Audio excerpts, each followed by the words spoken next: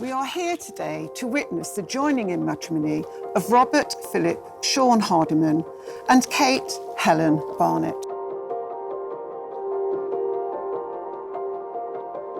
Robert and Kate have chosen today as their wedding day, a celebration of their commitment now and for their future together. Marriage is the confirmation of the love, respect and the friendship that they have for each other.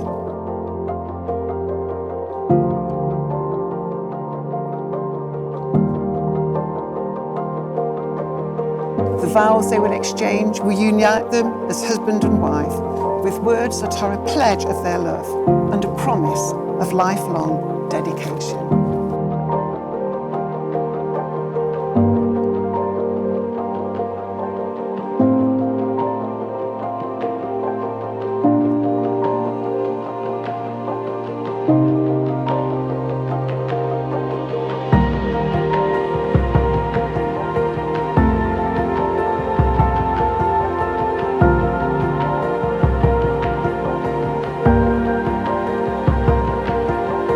I shall now ask Sam Hopper to share some words with us for this special occasion.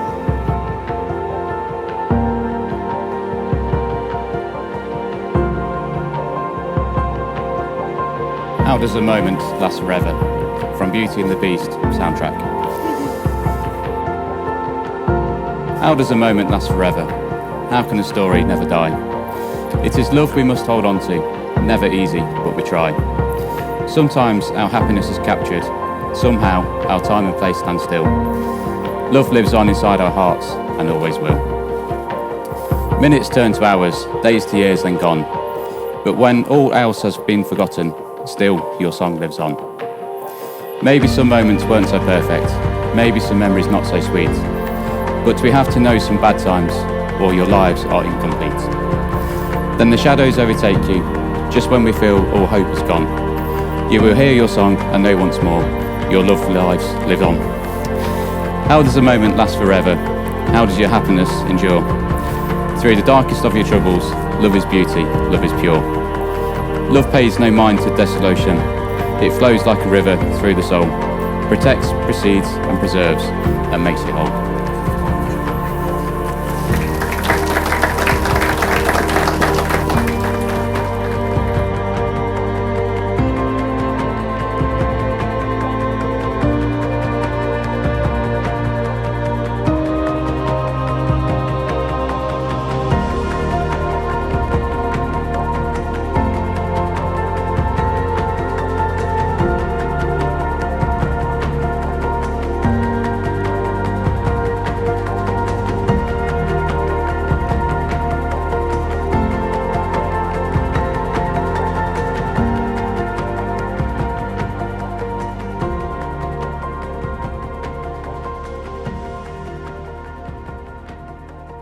Robert and Kate, before you were joined in matrimony, I have to remind you of the solemn and binding character of the vows you are about to make.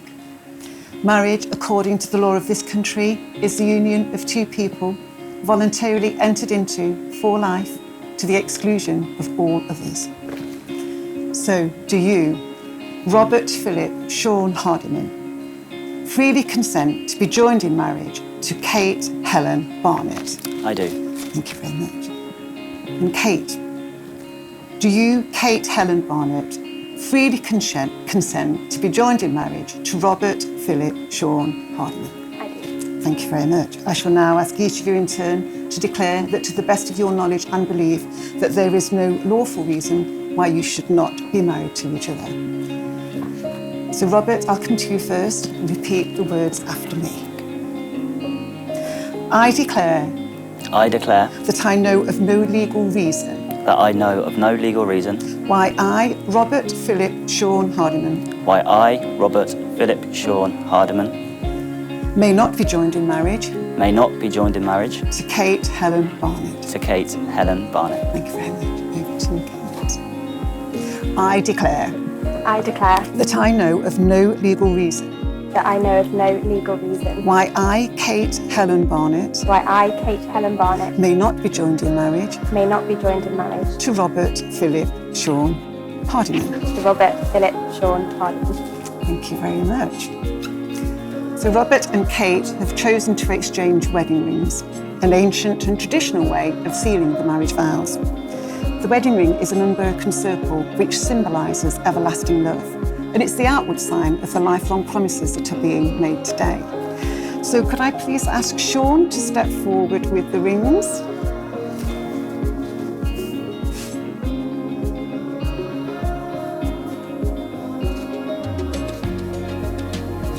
Robert, would you like to take the ring intended for Kate? Yes, you've got both rings. Kate, would you like to offer your left hand? Thank you very much. Robert, would you like to place the ring on the third finger? And when you're in that position, stay in that position, hold hands, look into each other's eyes and say the words after me.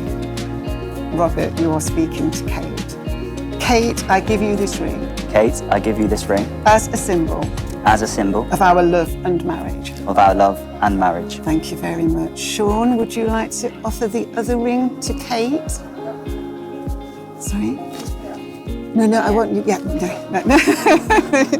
So, thank you, Sean. You may sit down now. Thank you. So would you like to place the ring on the third finger? And say the words after me. Robert, I give you this ring Robert, I give you this ring as a symbol of our love and marriage. our love and marriage. So you both have your wedding rings on now. Yeah. It's wonderful. Okay, so I'd like you to stay in that position, facing each other and holding hands if you wish, because you are now going to make a binding contract of marriage to each other. So again, repeat the words after me, but you're definitely saying them to each other. So Robert. I, Robert Philip Sean Hardiman. I, Robert Philip Sean Hardiman, Take you, Kate Helen Barnett, take you, Kate Helen Barnett, to be my wedded wife. to be my wedded wife. And over to you, Kate. I, Kate Helen Barnett, I, Kate Helen Barnett, take you, Robert Philip Sean Hardiman, take you, Robert Philip Sean Hardiman, to be my wedded husband. to be my wedded husband. Well, Robert and Kate, this is the start of a new chapter in your lives together. And we hope that the feelings of love you obviously have for each other will just deepen and grow stronger throughout the years to come. You have declared your commitment in the presence of your family, friends and witnesses, and have made solemn and binding promises. You have symbolised your marriage by the joining of hands and the giving and receiving of rings. And therefore, it is with great pleasure that I can now declare you are legally joined together in marriage as husband and wife. Robert, you may kiss your bride.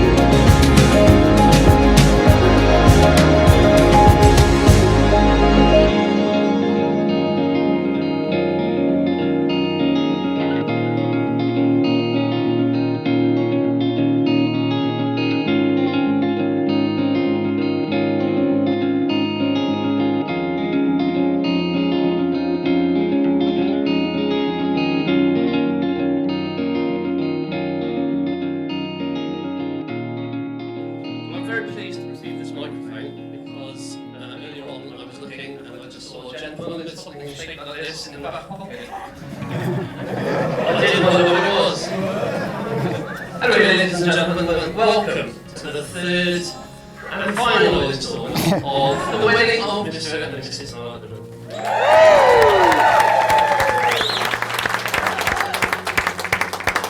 Thank you all for your patience, and I'm sure we're all absolutely delighted that lockdown's just about finished, even though we do have a few restrictions that are here. I was able not to wear a mask because apparently I'm asthmatic, which is very nice. But Dean, I do have to stay sitting down, so sorry, don't keep shouting. Unfortunately, the restrictions have meant that a few people could not be with us today, and that included, unfortunately, one of the bridesmaids. But we have had a message from Billy and Mum and Dad, Ed and Emma, and they are really looking forward to it when they can see you. On a more positive note, the change of date has meant that some people that couldn't have been here in December or May are able to be here, and not least of those, my brother and Sandra's brother, Chris and Lawrence, and it's great to have you here with us.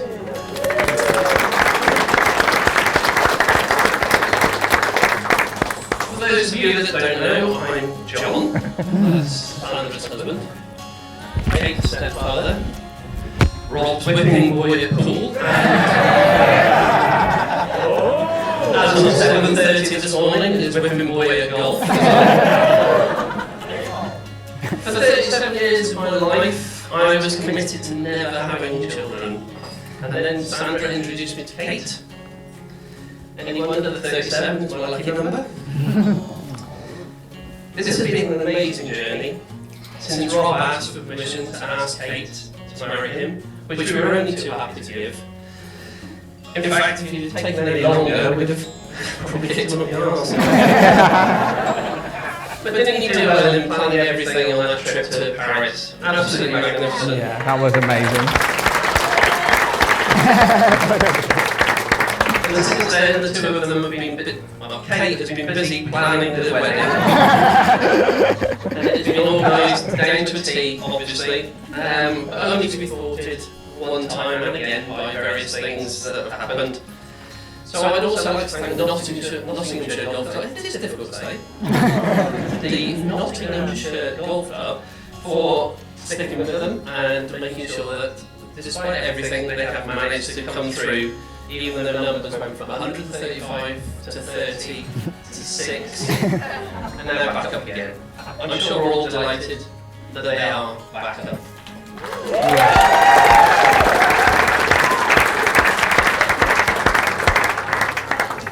And so we come to Kate, and I'd have to say, she is looking absolutely beautiful.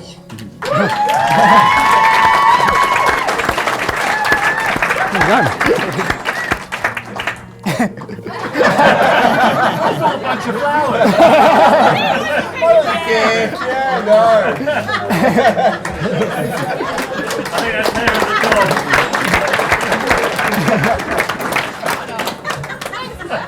That was the word in my envelope. Thank you.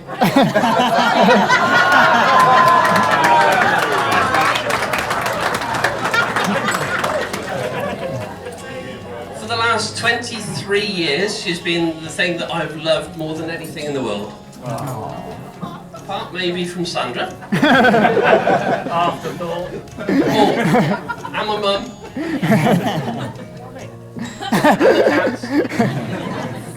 And Wales rugby.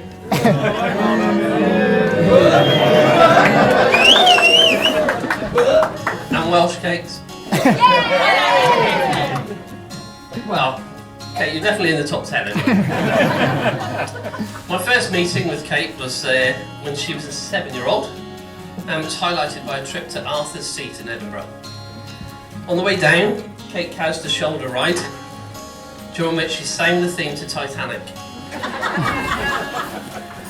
She thought she'd nailed it, but those words are etched into my brain and will never leave me. A year later, Kate joined us in Dubai, and my role as term-time dad began. As I mentioned, I had never wanted to be a dad, a fact that had nothing to do with how my nieces and nephews had turned out. Actually, have you met Jack? Honest Jack, we love you. No, it was mainly down to not wanting to deal with those things, the things that cry. I don't like those little baby things. You know, things that sleep, poo, eat, rewind.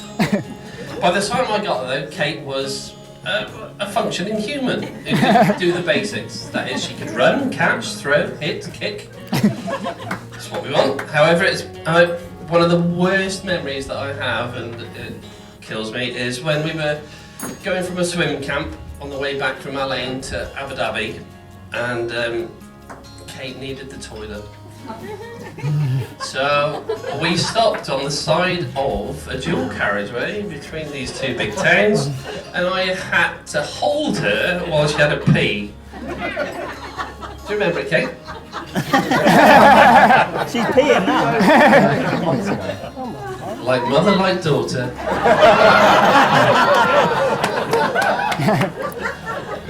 Over the next few years, Kate and I did so many activities together, and she became my buddy. Not least, holding my hand while scuba diving.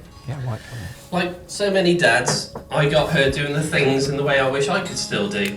Hence, she became adept at trampolining, a fairly decent scrum half in rugby, totally rubbish in golf. But as a family, we spent most weekends camping in the desert, which were all fond memories, especially as Kate by this time learned how to go to the toilet by herself. At Dubai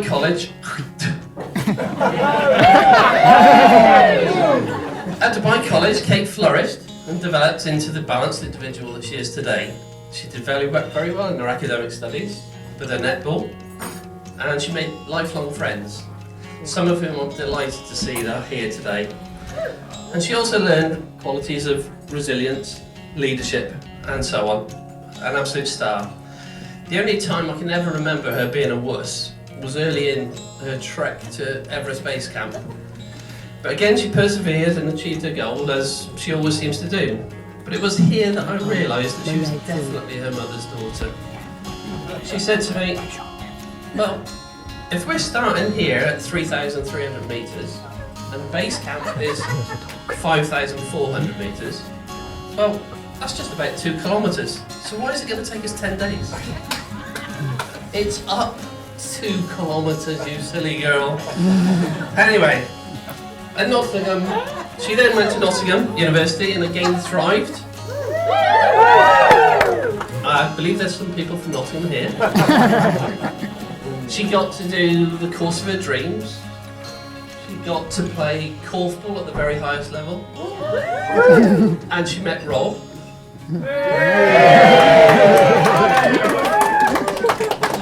And as Meatloaf said, 2 out of 3 ain't bad. Oh, stinger. Talking of Rob, in a little while I'm sure you're going to be ripped to shreds by your friends. So I'd just like to speak in his defence. I'm indebted to Rob for introducing me to his family members. To Uncle Sean, who looked after me on the original Man Out.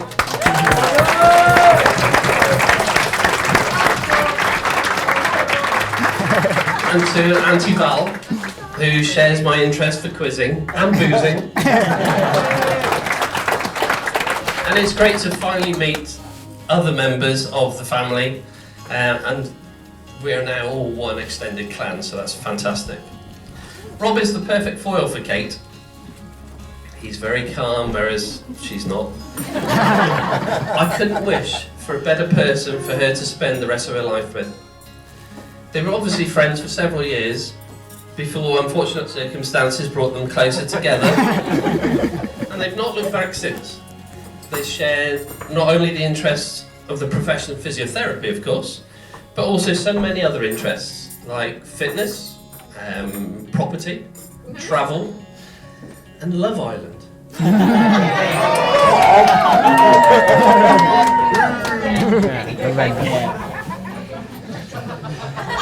Rob's excellent tastes extend beyond his taste in women to his sports teams, and I'm happily quite proud of the teams that he chooses. So, England cricket. You made me wear these socks. I'm assuming you've got England cricket pants on. I do. Good. Me too. They are odd balls. Manchester United. And gradually. Really?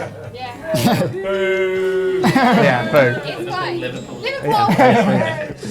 I'm gradually converting him to Wales rugby, but that's not good. So, apparently he was saying that there were 2 big matches this weekend. Is that right? We're going to watch tomorrow? I think we will. Okay, but I cannot put into words really. I'm trying, but I can't. How much I love these 2. They're fantastic individuals, but are so much better as a pair.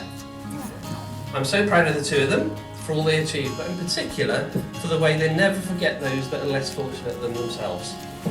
Their work for charity is praiseworthy, and one can only admire how they do so many random acts of kindness. I praise them too for being so resilient this year amidst the constant changes to their wedding plans.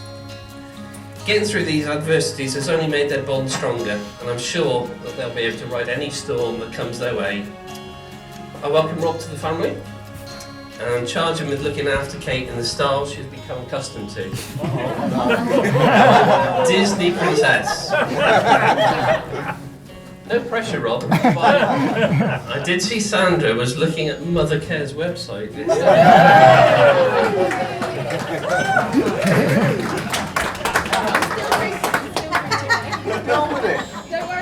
Finally, I'll ask you to be upstanding, but could somebody make sure and grab hold of Ron and Maureen? And then, if you'd raise a glass. I can't stand up. To my darling daughter Kate, enjoy your big day. Enjoy your husband. Live life to the full and never forget. Nurture, not nature. To Kate.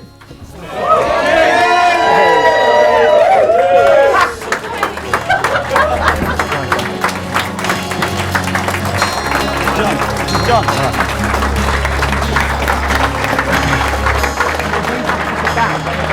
Double in.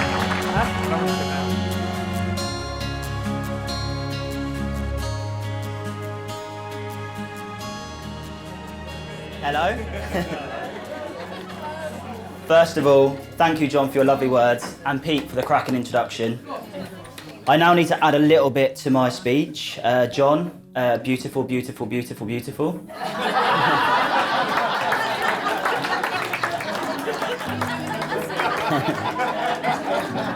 I might just leave it there. Well, here we are. Planning this has been really easy. Yeah, cheers, Kate. So, as is tradition for the groom's speech, I get the pleasure, on behalf of my wife,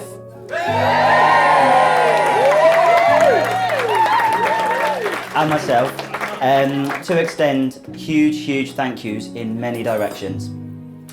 So, first of all, I'd like to thank Boris Johnson for not ruining this one.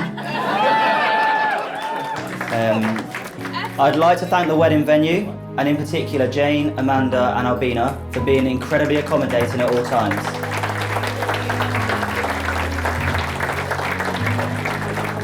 I would like to thank them for dealing with the most calm, relaxed, approachable, composed and patient brides, and for also dealing with Kate.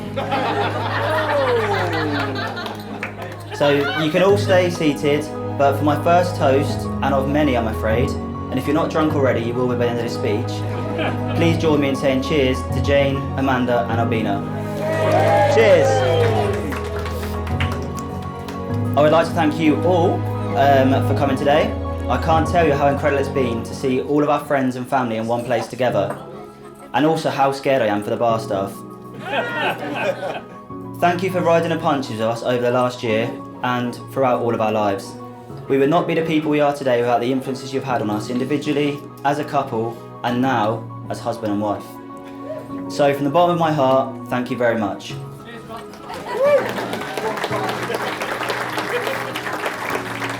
I would like to thank our page boys, the little heartthrobs, Monty, Charlie and William.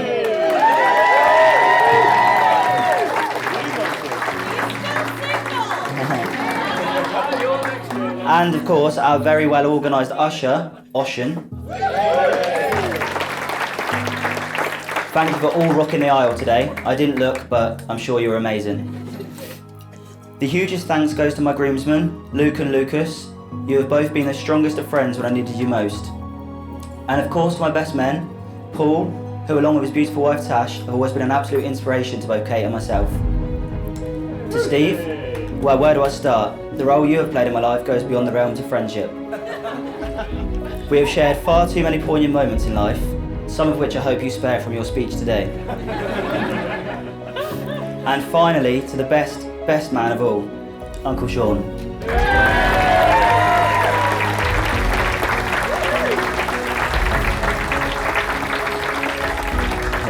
From reading me to sleep when I was a little boy, to getting me drunk on rum and coke as a young man.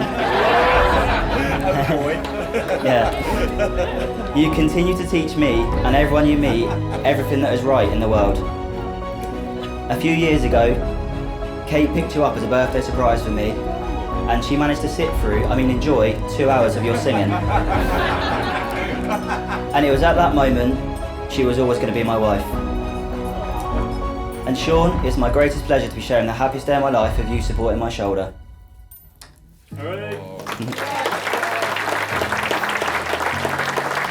So, at this time, I should be thanking the best men for organising such an incredible stag do. But they, just like Boris, kept using it at COVID as an excuse. But don't worry, I shan't hold this against you. It's tradition for the best men to recount embarrassing stories of the groom from a drunken weekend away on a stag. But without this, I'm sure they're going to resort to making up some crazy, false stories about me instead. I would like to thank the Flower Girls, or should I say, our real-life princesses, Matilda, Sophie and Beatrice. You all made us very proud today. And a massive thank you to Kate's bridesmaids, Bliss, Lucy and Ava, and to the maids of honour, Jenny and Alice.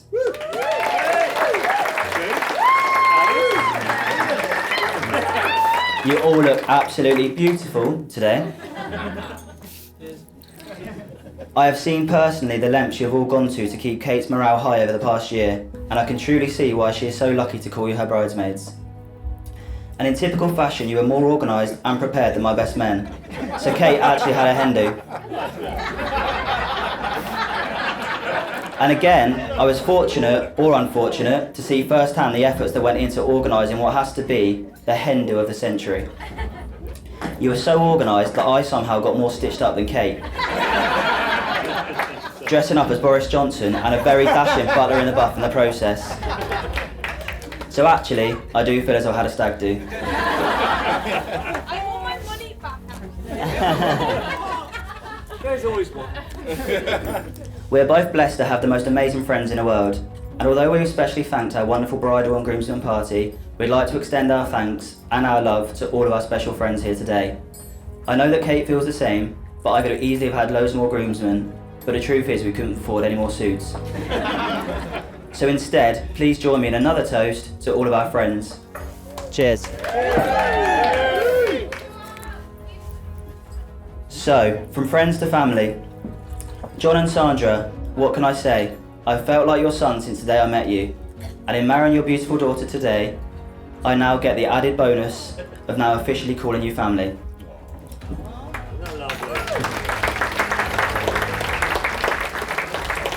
John, Kate has always said that I'm a mini version of you.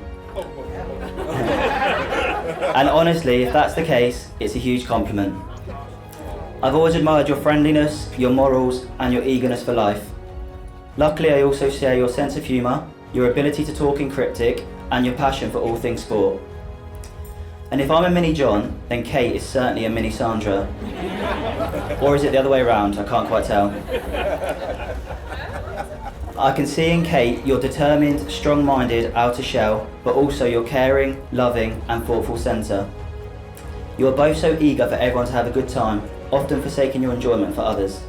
And this has been evident in the many conversations I've overheard, not partaken in by the way, about so many of the intricate details that have made today so special. So to you both, John and Sandra, thank you for your help in making today so perfect. Thank you for making me feel like family, and thank you for nurturing Kate into the truly amazing woman she is today.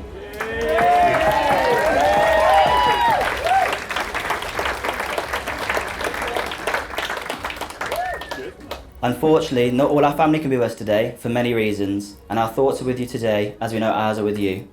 But I could not let today pass without also thanking my parents directly, and I'd like to thank my mum and dad for making me the person I am today.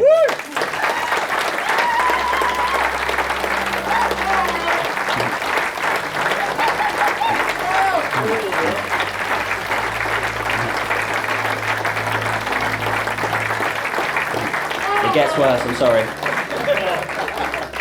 I read a fantastic quote in Rio Ferdinand's book recently, in which he described his late wife as being tirelessly committed, endlessly loving and intuitively wise. And if he had included infectiously bubbly and forever fun, then I think that would have been the perfect representation of my mum. I am very grateful for the short time we had together and for the way you taught me to view life. Not to care about what others think, be a good caring person and enjoy yourself. So Kate, I know you didn't get a chance to meet my mum, but I promise to emulate her warm, caring and fun nature as I embark upon married life with you. Woo!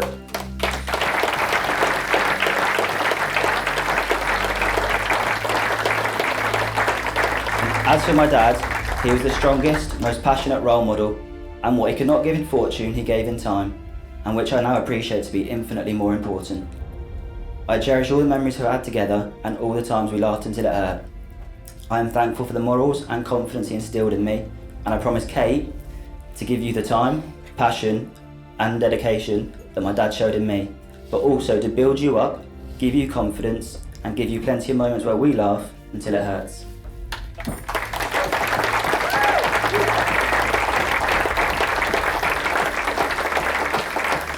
So before I raise a toast to family, I can see so many people around the room who have stood in parentally for me over the years.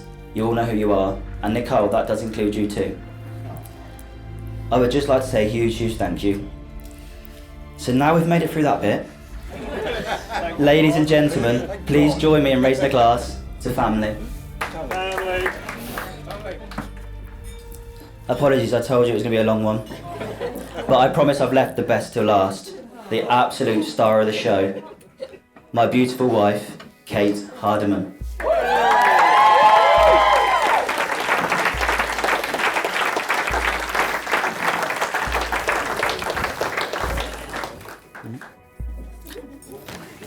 I thought I'd be next to Kate at this point. Pass that down the line. Don't give it to me yet. Don't, Sean, keep it there a second. So Kate, I've dreamt about how you'd look today for many years. Probably more years than you'd hoped. But, wow, it was worth the wait. And you do genuinely look absolutely gorgeous. And I cannot tell you how happy and lucky I am to be stood up here, or sat down, should I say? It's trouble to score that out. As your husband today. You are finally a Hardiman. Many years ago, my Uncle Paul said that Kate didn't drink enough to be a Hardiman. And that she needed to get into training. So those of you that know Kate, she does not back down from a challenge. And train she did. Unfortunately, she misread the challenge a little. And rather than training to drink, she has been training like Superwoman at the gym instead. So she still has no ability to drink, and I found that out the hard way during her hen do. But at least she can now carry me home for a night out instead.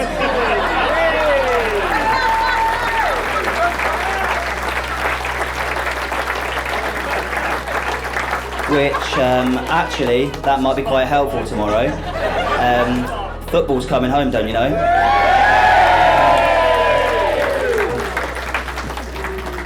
But in the gym, you have demonstrated the drive, determination and strength that I've admired in you for many years. And I also now have this absolute rocket of a wife.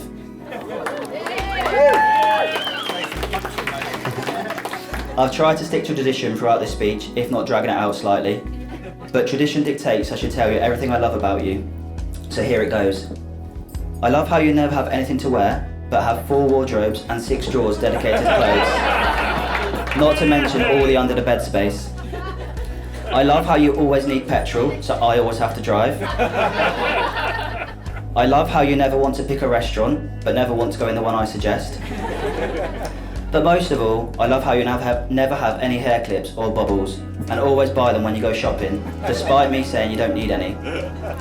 In fact, it was only the other day that I'd done a quick round trip of the house, and I found 16 hair clips and 2 bubbles, and I mean these were literally everywhere. So just in case you run out of them today, ladies and gentlemen, I give you Exhibit A of that tour.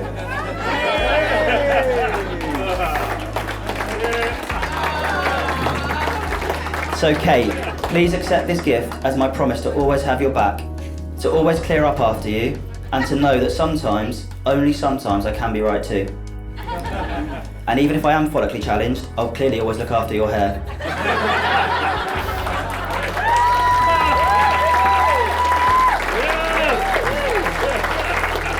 So, although I might not have the right words to express how I feel about you, I'm sure the hair clips helped, I just want to let you know that I love you with everything I've got and I cannot imagine a life without you.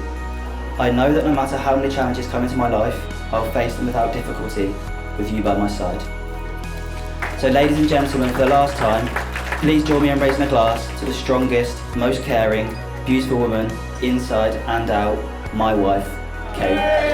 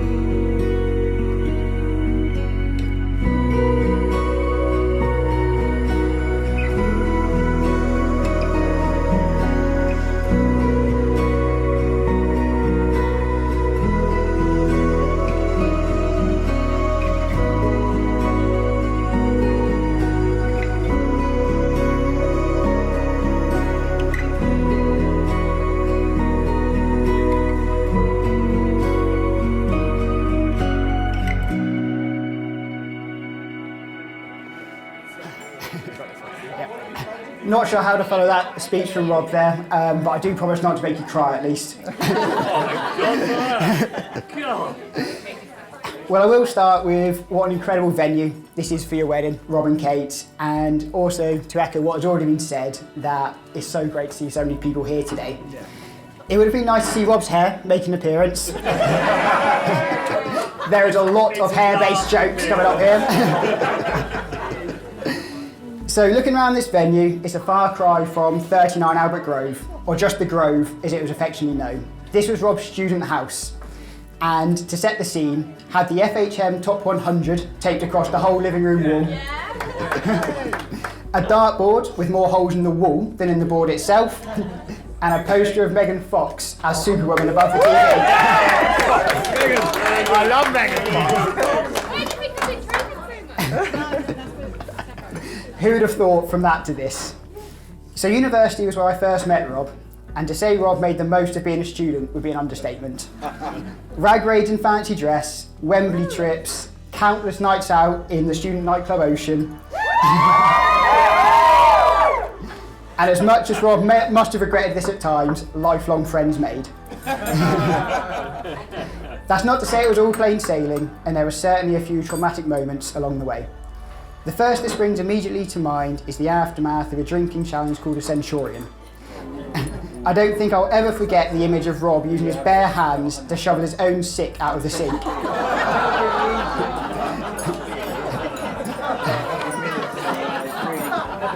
And justifying this by saying, what else am I meant to do with it?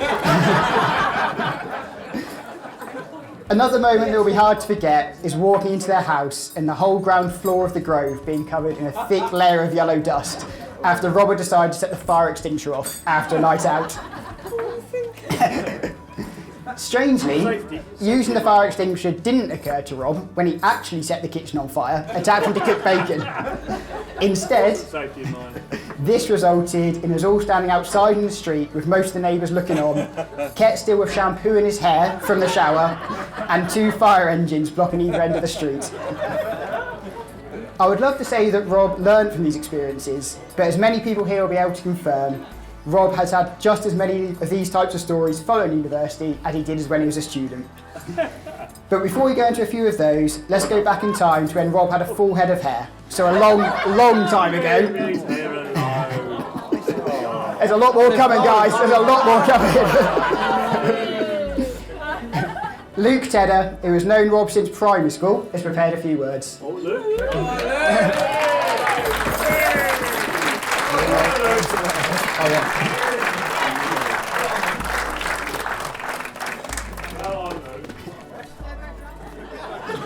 So, what are we calling our boy band? Are you going to lead vocalist? No.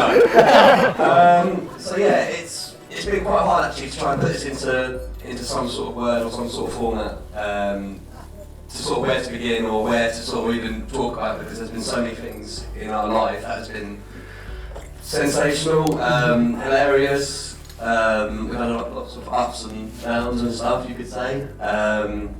So yeah, I'm going to basically take you back in time, as Steve said, to when we was in St Vincent's, year 4. So this is massive.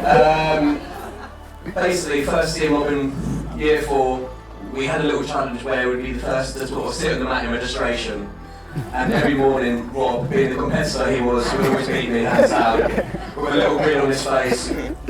Full head of ginger hair, obviously. Basically saying, come and get me, it was game on. So, basically, the competitive was Robin, I thought, yeah, it's game on, let's have it.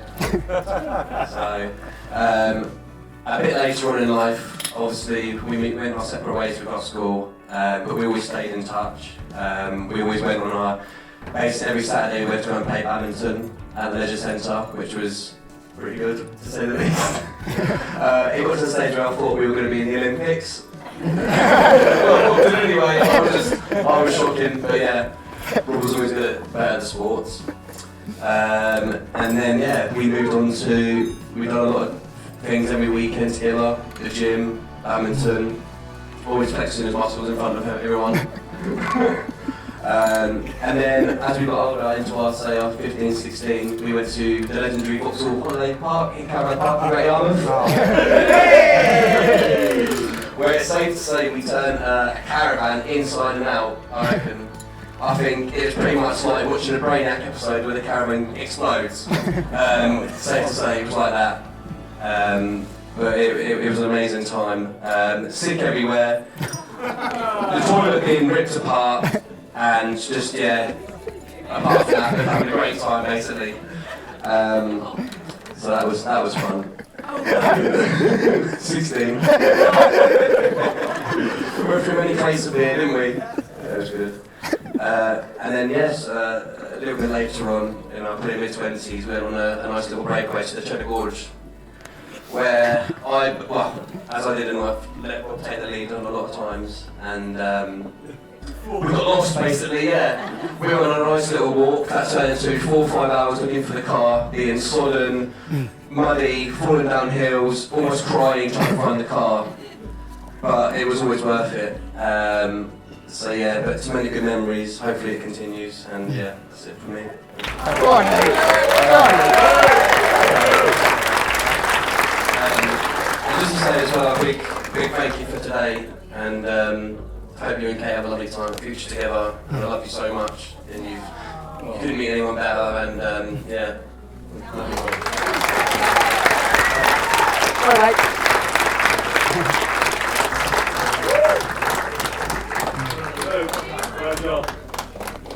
Thanks, Luke. They were beautiful words and have made me feel a lot better about the lack of nice things coming in the rest of the speech.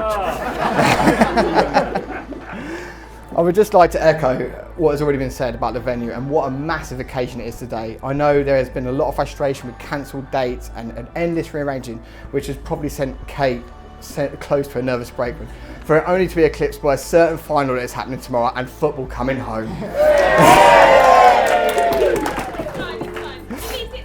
Yeah.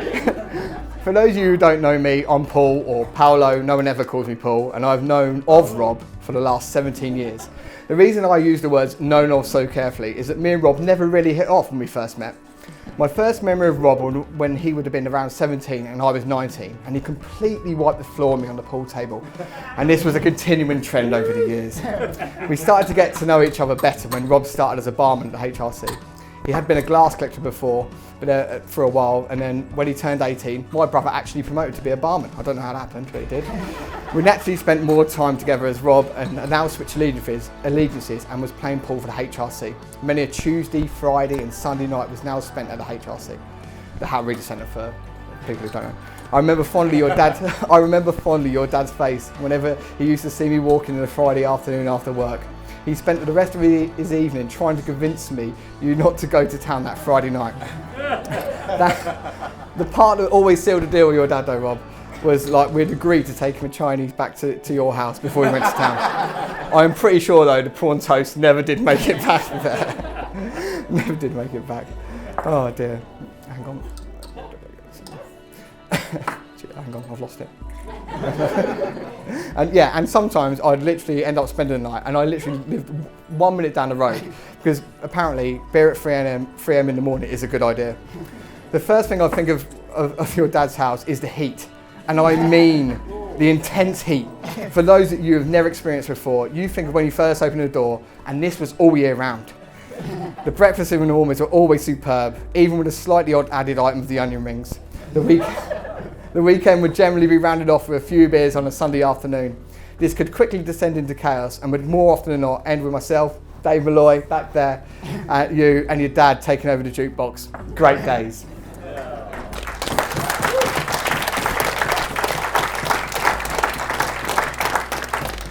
Anyway, enough of the niceties. Rob has achieved some tremendous accolades over the years I've known him. He achieved a degree and got a great job off the back of it. He's become a property magnate and put pods on the map. His highest sporting achievement must be winning the topless pool knockout competition at Palm Beach in Luton. I'm not sure where Rob keeps the trophy for that one. I know a few people in this room will be familiar with that story. I'm not looking at you here, Tedder. But if anyone wants to know more details, Rob is more than happy to elaborate. I'm sure Kate might. Yeah. Another thing, he is obsessed with being naked.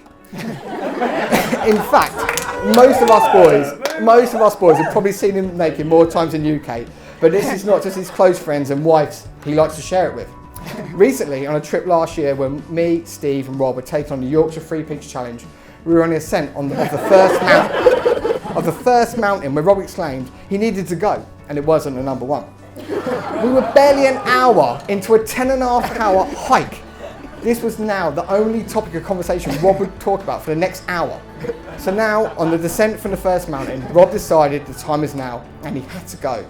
He carefully picked a spot on an incline, 20 or so metres away from the main trail up against a stone wall. And waited for the last people to walk by. Oh, hang on. Literally, people walking the opposite direction to us, he claimed he had not spotted, now had a full frontal view of Rob, in his own words, fully offloading. You're a lucky lady, Kate.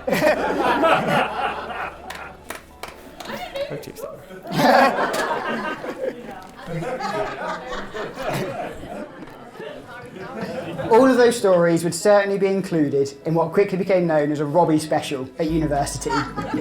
This phrase initially referred to Rob's ability to attract a certain type, or maybe I should say a certain sized woman, on a night out, but this soon changed just to mean getting yourself into impossible situations. For anyone that's had any pleasure of trying to organise anything with Rob, you'll know that if he has only double booked himself, that's quite an achievement. I have generally known Rob to quadruple book himself at times, but what truly makes it a Robbie special is the steadfast belief that he can make all 4 plans right up until the point that you're stuck on the M1 about an hour away from where he needs to be. Then, even if by some miracle he does end up where he should be, there is still probably a 50% chance he would have forgotten to take annual leave. Watching Rob try and take work phone calls in airports has become a regular occurrence, and I know it was something that would have inevitably happened if we had managed to organise a stag do. The illustrious stag do. Where do we begin? It started off with the grandest of plans, with a list of 40 odd people before COVID struck, and any thought of the European tour quickly descended. As COVID began to ease in the last summer, we thought a trip to London in November with 2025 was on the cards, but again, COVID scuppered our plans. Me and Steve again got our heads together and thought, Let's keep it simple. A quick T20 on a Friday night in Birmingham, followed by a day of drinking on watching the football on a Saturday in Ojai. What could possibly go wrong? COVID. So after 3 different events, spaced out over 18 months, where do we end up? 4 of us on the golf course in Notts, where the fairer-headed, receding hairline person of our group got sunburnt. Thanks, COVID. For Rob, though, this would have been the best thing ever. And normally, that would be as good a feedback as you could hope for when organising someone's stag do. However, saying Rob overuses the phrase "the best thing ever" would be putting it lightly. An example of this was following a night out, which I thought was fairly unremarkable. As was normal, we had become separated at some point during the night, so I came downstairs in the morning and asked Rob how the rest of his night had been, and I was met with that phrase, literally, Steve, the best night ever. Having heard this many times before, I was already dubious, but on Rob went, saying, "You will never guess who I met and had drinks with." As it turns out, Rob was correct, as he then proceeded to tell me with absolute certainty that the person he spent the night with was none other than Gary Sobers.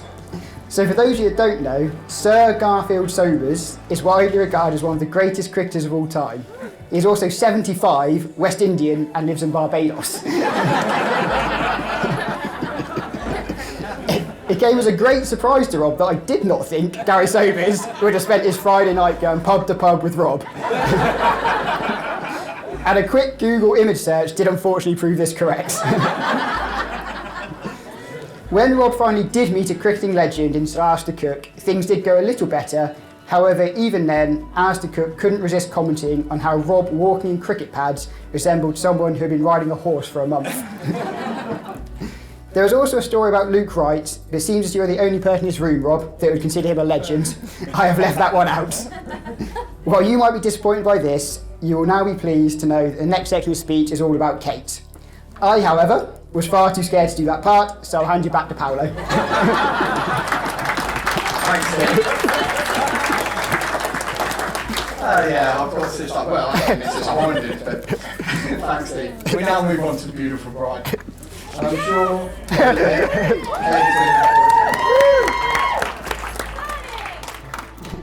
Kate and Rob first met back in uni in 2009, and initially there was no romantic connection.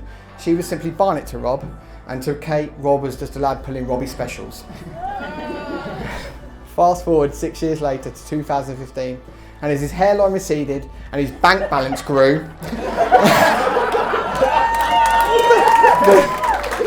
the seed of love was planted, and the rest of the say is history.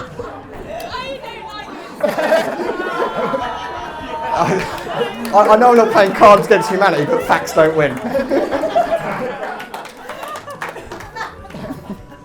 Kate is strong, motivated, driven, and he knows exactly what she wants from life. With her 5 and even 10-year plans, what are planned out to the finest detail, she's the perfect life partner for Rob, who is the complete opposite. As you will probably know already, Kate, Rob has already given me the first shout on a marital bed, but don't worry, my wife Tash will save you some room. And just to finish it all off, I would just like to say a massive thanks to all the bridesmaids. I know a lot of effort went into the planning of the hen do, and the masterstroke must have been getting Rob to be butler in the buff. What I'm pretty sure he would have enjoyed more than you. So now, like, this is the best bit. Sean, would you like to come up and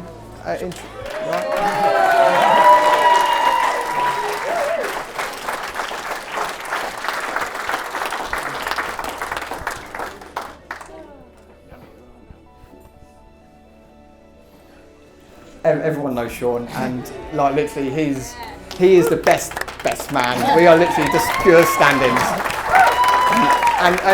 And Sean is going to do the toast to the bride and groom. So if you could all be upstanding just for one more time, and then Sean's going to do the toast. Please, for the most part, to the bride and groom. To the bride and groom. To the bride and groom.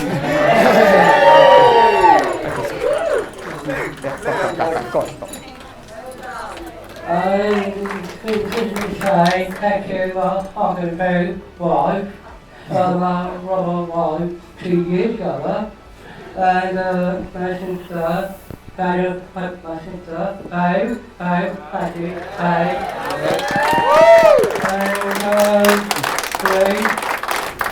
Good idea, thanks. Well done. Good job. Thank you. Well done, mate.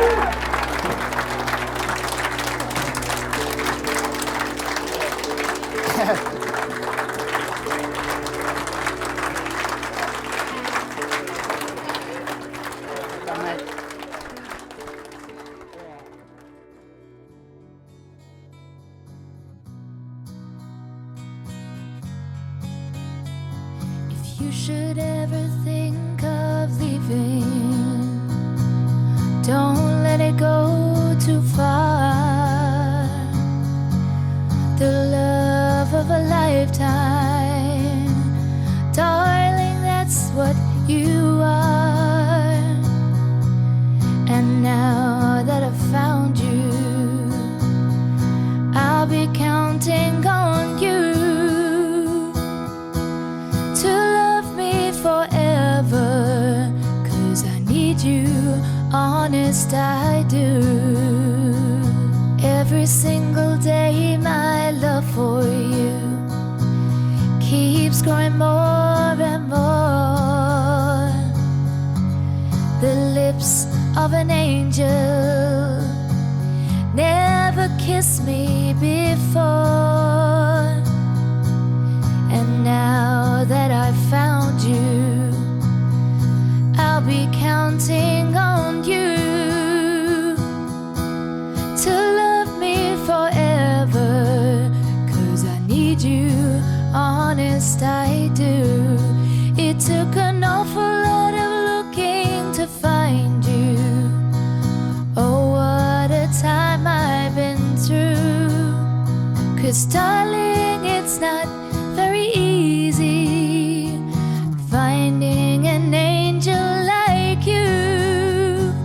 Two of us together, hand in the hand, we stand at heaven's door, together forever.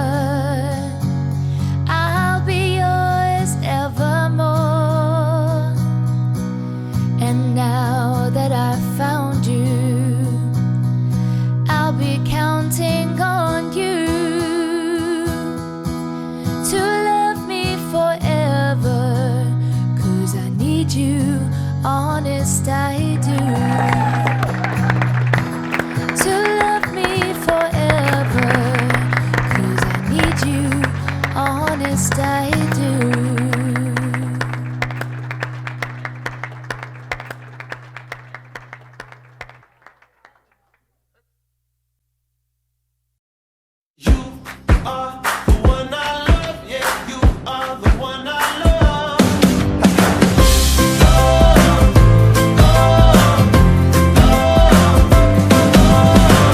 It rained on Tuesday, and I thought of you.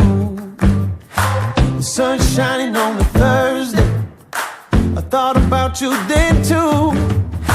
It don't matter when, don't matter why, every day and night, baby, all the time. You're in my heart, you're on my mind, I don't even try. You are the one I love, yeah, you are the one I love.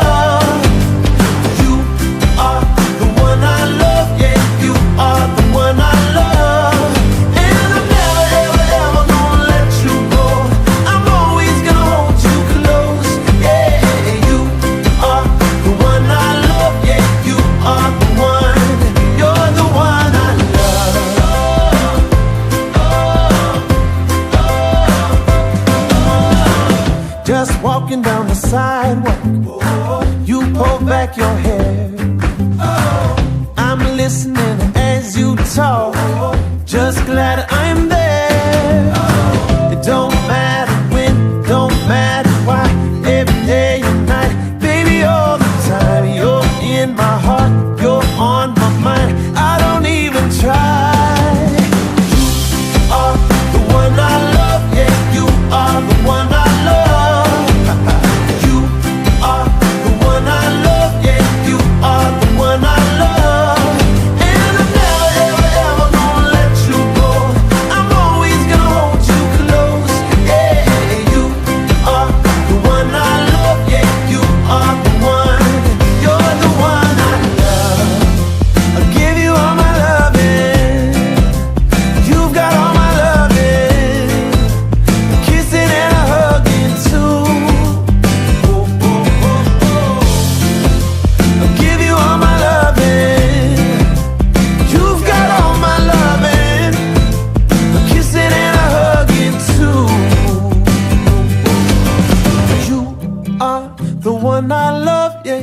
are the one I love. You are the one I love. Yeah, you are the one I love. It's as simple as that. You are the one I love. Yeah, you are the one I love. It's as simple as that. You are the one I love. Yeah, you are the one I love. And I'm never, ever, ever gonna let you go. I'm always gonna hold you close. Yeah, you are the one I love. Yeah, you are the one. You're the one I love. Yeah, you're the one I love.